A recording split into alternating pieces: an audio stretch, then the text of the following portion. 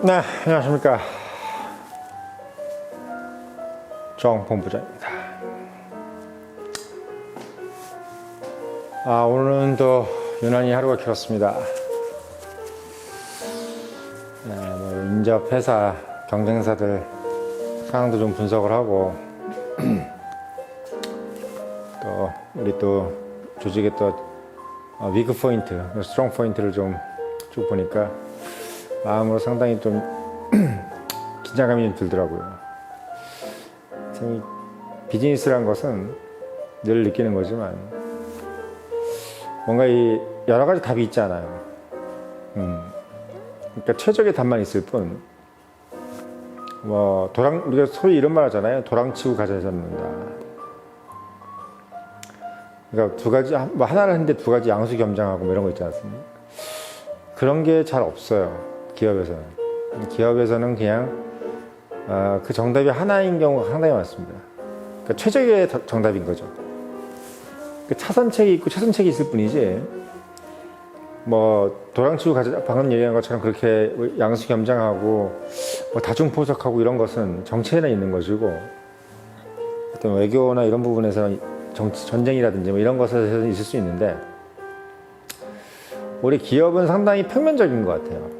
예, 이 돈이 생기는 부분은, 제가 말씀드렸던 돈이라는 것은 안정한 곳으로 늘 가게 돼 있습니다. 여기서 이 스테빌리티라는 것은 뭐냐면, 안정이라는 것은 최적의 상황을 의미해요. 최적의 상황. 그러니까 기업도 우리가 소위 삼성 이번에 TSMC가 이제 4분기 영업이익을 13조를 냈다는데, 삼성이 1조밖에 못 냈다고 그러죠, 반도체. 그러니까 어떻게 보면 이제 1등이 자명하게 있는 거예요. 어정쩡하게 어떻게 하다 보니 잘 됐다 이게 아니라, 그 잘하는 이유가 반드시 있습니다. 예, 그걸 해내야 되는 것이고, 안 되는 사람은 안 되는 이유를 정확히 알고 있고, 잘 된 회사는 또 왜 잘 되는지를 정확히 알고 있는 게 바로 그게 기업입니다. 그러니까 어쩌다가 이렇게 딱 더 걸리는 거, 이런 게 잘 없어요. 그걸 여러분들이 좀 명심했으면 좋겠다. 초반에 제가 이렇게 약간 그런 말씀 드리는 게, 제가 이제 회사에 있다 보니까 참 매일매일 좀 긴장되는 게 많아요. 우리가 이제 1등 업체다 보니까 또, 2등 업체들의 어떤 추격이나 이런 것들을 또 늘 의식을 해야 되고, 2등뿐만 아니라 새로운 신생 뉴카머들, 신생 업체들 이런 것들도 그렇고, 늘 시장을 보고 있어야 되는 거죠. 또 시장만 보고 있는 게 아니라 우리도 보고 있는, 우리의 행태도 보고 있어야 되고, 이런 것들, 우리 직원들이 열심히 하고 있는지 이런 것들 늘 좀 긴장의 연속입니다. 또 그런 긴장이 좋죠. 그런 긴장이 있어야 살아있는 것 같지 않겠어요? 자, 그런 와중에서 또 여러분들한테 이렇게 또 좋은 얘기, 이 얘기도 참 좋은 얘기인데, 또 오늘의 테마는, 우리 대통령께서 또 근래에, 그제, 오늘 내일 한 거죠. 어제 오늘, 재미있는 얘기를 하셨습니다. 상당히 좀 엄중한 얘기를 하신 거죠. 대한민국, 북한이 자꾸 그렇게, 핵실험하고, 7차 핵실험을 또 한다고 하고 이렇게 하면, 또 계속 이렇게 동해안으로 자꾸 쏘고 이렇게 하면, 우리도 전술 핵무기를 갖다 놓든지 아니면 자체 핵무장을 하겠다, 할 수도 있다. 모든 가능성을 열어놓겠다. 이렇게 얘기를 했습니다. 그거 가지고 지금 이제 조선중앙일보부터 시작해서 조선일보 상당히 많은 지금 기사가 나오고 있고, 전문가들의 의견 해가지고 갑론을박이 이루어지고 있어요. 사실 이 핵무장 이야기는 작년 10월이나 9월부터 시작됐어요. 그 국민의힘 안에서, 정부 여당에서부터 이제 사실 이 얘기를 불을 지폈습니다만은, 그 얘기가 왜 나왔냐면, 이제 작년 7월, 8, 9, 10에서 이제 약 한 3-4달 정도, 집중적으로 7월달부터 10월달이죠. 한 4달 정도에서 북한이 계속 미사일 쐈잖아요. 예, 그 동해안으로도 쏘고 서해로 쏘고 계속 쐈는데, 이게 미사일을 왜 쏘냐면 이 영점을 잡는 겁니다. 그러니까 동해로 쏜 것뿐이지 이 각도를 이렇게 동해로 쏜 거리만큼 이렇게 내면 이게 부산이고 이게 이제 대전이고 걔네들이 지금 이제 거리 맞춘 거예요. 그래서 어느 지점까지 갔으면 부산 맞았네, 대전 맞았어, 인천, 그러니까 우리나라 각 대도시를 다 겨냥해서 지금 동해안으로 쏜 겁니다. 이게 지금 어떻게 보면 사거리 연습을 한 거예요. 예, 그걸 우리가 알고 있는 거죠. 그러니까 지금까지 얘네들이 이제 북한이 우리가 핵을 쓰거나 전쟁을 준비를 하는 것은 미군을 대상으로 한 것이고 남한은 아니다. 우리는 같은 민족끼리 전쟁하지 않는다. 뭐 이런 개념. 그래서 일본이나 미국을 상대로 제국주의자들을 몰아내기 위해서 전쟁을 하는 것이니까 우리랑 잘 지내야 된다. 이런 식으로 얘기를 했는데 지금 사거리를 보면은 다 한국이래요. 다 한국 대도시를 지금 타격하는 개념으로 지금 하고 있답니다. 재밌는 거죠. 그러니까 예전에 본인들이 주장했던 거와 틀린 겁니다. 그걸 이제 우리 정부가 알고 있으니까 알고 이제 알아채고 대통령이 지금 이제 그런 얘기까지 한 겁니다. 그러니까 여러분들께서 이제 대통령이 왜 갑자기 뜬금없는 핵무장 얘기를 하냐. 특히 문재인 정부라든지 이전 진보 정부에서는 민주당 정부에서는 뭐 핵무장은 고사하고 북한과의 어떤 결전을 한다거나 이런 것들이 상당히 소극적이었는데 지금 뭐 대통령께서 말씀하시는 거는 뭐 공격을 당했을 때는 100배, 1000배로 갚아줄 수 있는 역량을 길러야 되고 확고한 어떤 그런 반격 능력만이 전쟁을 억제할 수 있다 이렇게 얘기를 했습니다. 그 억지. 그러니까 오늘 이 말씀의 주제는 뭐냐면 바로 억지입니다. 디터런스. 이 억지, 디터런스. 이게 이제 중요한 거예요. 정치 외교학을 공부하신 분들이나 국제정치를 공부하신 분들이 이 디터라는 개념을 상당히 중요시 여깁니다. 디터. 이게 뭐냐면 억제하는 거니까 아예 못하게 만드는 거.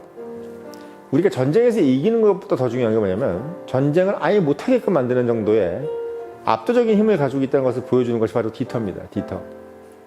DTER. 그걸 명사형으로 디터런스. 예, 디터런스. 이게 중요한 거야. 지금 이제 이 윤석열 정부에서 지금 가장 중요시 여기는 게 바로 이 디터런스입니다. 제가 보니까 이 외교 정책이. 예. 그의 일환이 바로 지금 핵무장론이에요. 그러니까 지금 핵무장을 하고 안 하고의 문제가 아니라 상당히 적절했다고 봐. 뭐가? 발언이. 그러니까 이거죠. 지금 이제 7월달부터 10월달까지 니네들이 지금 계속 쌌는데 얘 좀 조용하더니 갑자기 오래돼서 또 샀어요. 또 샀어. 그러니까 이게 인내심의 한계를 느끼게 만드는 거죠. 그러니까 이제 뭐 이게 주권국가라는 것이 체면이 말이 아니게 떨어진 거예요. 우리 주권국가라는 게 뭡니까? 한마디로 얘기하면 본인의 생존권에 대해서는 본인이 결정할 수 있는 권리를 갖고 있는 것이 주권국가예요. 제가 지난번에 말씀드렸지만 주권국가의 개념은 언제부터 생겼다? 1648년부터 생겼다 말씀드렸죠? 바로 30년 전쟁의 끝, 베스트팔렌 조약에서 바로 주권국가의 개념이 나왔다는 거예요. 왕권 신수설이라는 것에 의해서 신이 왕에게 통치의 권한을 줬다라는 개념에서 벗어나서 그 신이라는 것이 이제 교황을 통해서 이제 왕에 갔던 중세시대, 신성 로마 제국 이런 개념을 떠나서 아예 국가 자체가 상당히 현명하다.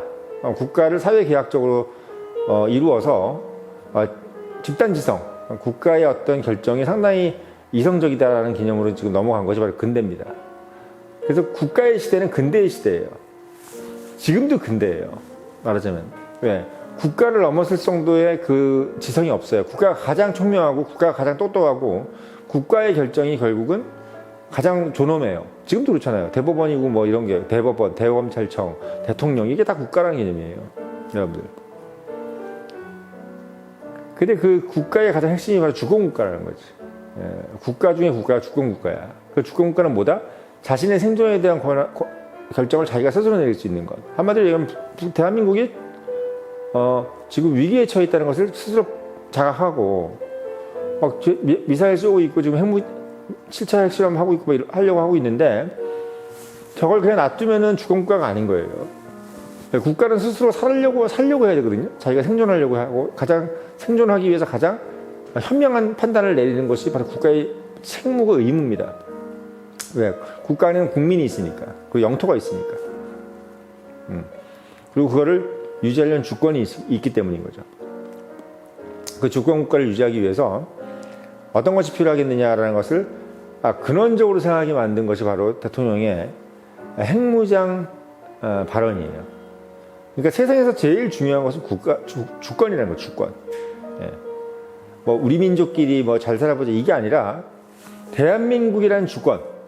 대한민국이 생존을 할 것이냐 말 것이냐 절체절명의 상황에서 우리가 어떤 판단도 대한민국이 다 내릴 수 있다는 것을 보여준 것이 바로 핵무장 개념이에요. 그러니까 핵무장을 하면 NPT에서 탈퇴를 해야 되는 것이고, NPT에서 탈퇴를 하면 우리나라가 지금 한 50% 정도를 원전에다 의존을 하고 있는데, 원전의 재료가 되는 그 핵연료, 원자력 연료를 원자력 이제 가동 연료를 우리가 받아올 수가 없어요.